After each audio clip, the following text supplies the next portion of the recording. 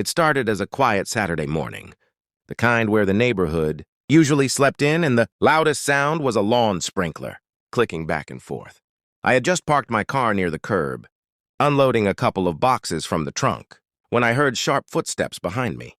"Hey, you can't park there!" a woman's voice shrieked. I turned to see her marching toward me, phone already in hand. She wore oversized sunglasses and an expression of absolute outrage. This was my first encounter with that HOA. Karen, the self-appointed ruler of the block. I calmly told her I lived 2 houses down and was unloading. That only made things worse.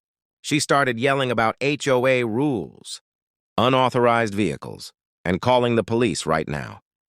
True to her word, she dialed 911, pacing dramatically while pointing at my car like it was evidence of a serious crime. Within minutes, neighbors began to step outside. Curtains moved. Doors opened. People watched as Karen loudly explained to the dispatcher that I was trespassing, blocking emergency access, and refusing to comply. The police arrived quicker than expected. Karen rushed over, talking over everyone, painting me as some kind of defiant outsider. The officer raised a hand to slow her down and then asked me for my side. I explained simply, I lived there. I was unloading, and I'd be gone in 5 minutes. Before the officer could respond, something unexpected happened. A neighbor from across the street spoke up. Then another. And another. "That's his house," one said. "He parks there all the time," said another. "She does this to everyone," someone added, not even trying to whisper. Karen's face tightened as the story around her began to unravel.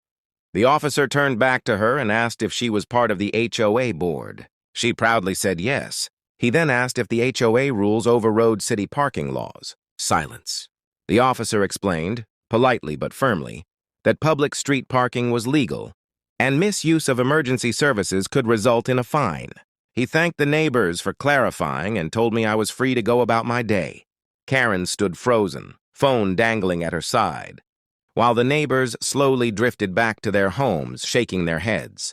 As I carried the last box inside, I glanced back once. Karen avoided my eyes, suddenly very interested in her screen. That morning, she called the police expecting backup. Instead, she learned what happens when an entire neighborhood knows the truth.